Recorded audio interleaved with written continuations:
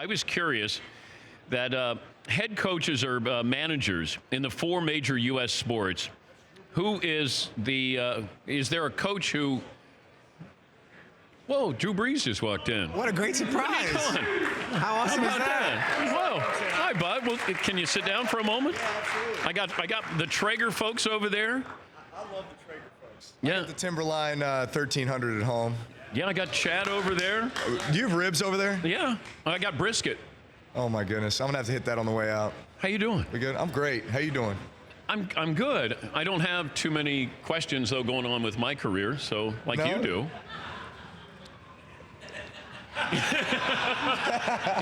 do you want to rethink coming by now? Let's talk about the barbecue again. How about that brisket?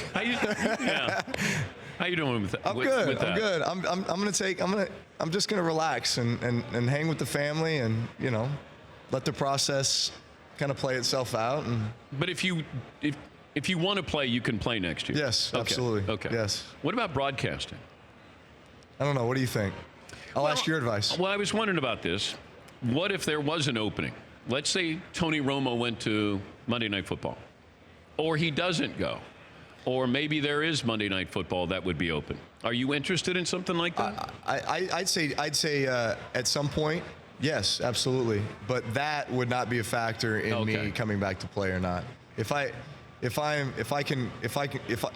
know I can play, but if the desire is there, then I would play first and foremost.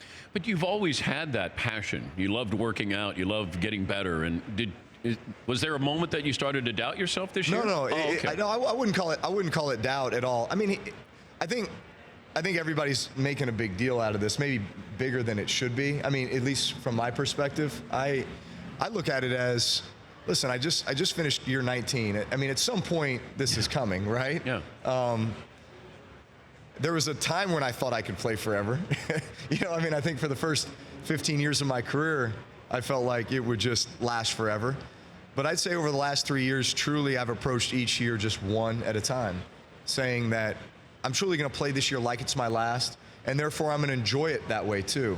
I'm going to enjoy the locker room a little bit more. I'm going to enjoy the plane flights home after a big road win more.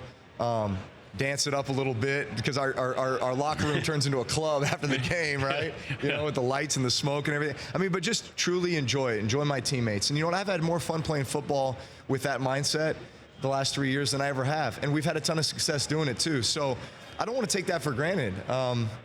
But I also understand that, listen, there's a lot of things I want to do life after football. And I think my next chapter is going to be better than this first chapter. And my kids now are aged 11, 9, 7, and 5. They're playing all kinds of sports. I want to be a part of that. I want to coach them. I want to be there for every second of it. I don't want to miss it. So, listen, there's a sacrifice, right, that goes with playing this game. Yeah. And a commitment. So there's just that this is all part of the process, of evaluating it each year. And I think it's healthy to step away when the season ends and decompress and just go through that process. So that's where I'm at right now. And it feels like, with the Kobe Bryant death and his age, and he had started his second career, and, he was great at what he was doing, and you're about the same age, you and Kobe. Yeah, he was 41, I'm 41. Yeah. And then I don't know how that hit you it hit me, I'm a lot older, but it's just the children part of it, that your daughter and. Yeah, listen, his daughter being with him, I mean, for a parent, you ache and you hurt so badly for his wife and his kids. And I think what also hit me too with his passing was, here was a guy who truly transcended basketball. So many guys in our league, if you think about it, are between the age of 22 and 25 years old, right? These guys grew up idolizing Kobe Bryant, right? Yeah. These guys are now professional football players, but you can honestly say that Kobe probably had a tremendous influence on them, right? And so regardless of what sports you play, you recognize his greatness, not just as a player, but as a leader and just how driven he was.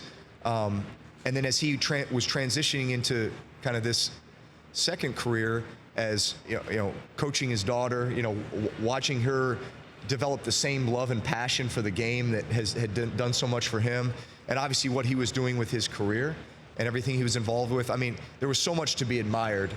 And so I think Kobe lives within so many of us, because not only were we fans, but we were inspired by a lot of the things that he did.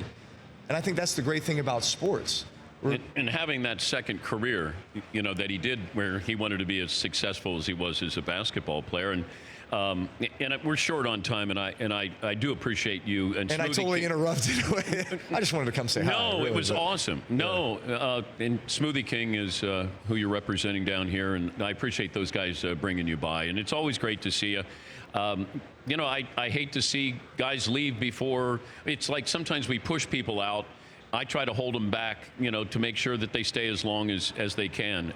And hopefully you'll get that clarity that will allow you to make that decision, because it is a big decision that you'll make. Go get some ribs. It's great to see you, as always. Thanks for your friendship the entire season and making yourself available. We appreciate that. You too, Dan. Thank you, buddy. Thank you. Drew Brees, everybody.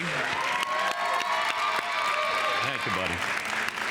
That was a nice surprise. You know, he had some commitments, and then we were like, all right, well, you know, we have Drew usually on every Super Bowl, but I was glad he stopped by. Yeah, McClub. Did he just show up for the food? Is that exactly what just happened here? I'm fine with that. It's a veteran maneuver right there. Yeah, Ribs come out and Brees I'm giving Todd Fritz a big bonus coverage on that one. Todd did not let up on Drew Brees popping by. That was awesome. I had no idea he was going to be able to show up. He was booked through and had other things going on, and his agent, Chris Stewart, and they brought him over here. It was very, very cool. I thought somebody came out of the audience to go shake everybody's hand, and I go, wait a minute, the show's not over. None of us had any idea. What a great surprise to wrap things up. No. It's just, there's so many times, like, we keep waiting for athletes to retire. You ask them, are you going to retire? And there's so many good people in this business, and Drew is certainly one of those guys. Can't help but admire him. And, you know, if he decides to walk away, he gets to walk away after 19 years. Yeah, Paulie. He's elbow deep in barbecue right now. That's what his focus is. Yep, he's definitely going to retire. Yep, that's we can go by what he's eating there. For more Dan Patrick Show, tune into Audience Channel 239 on DirecTV. Stream for free on BR Live or download the Dan Patrick Show app.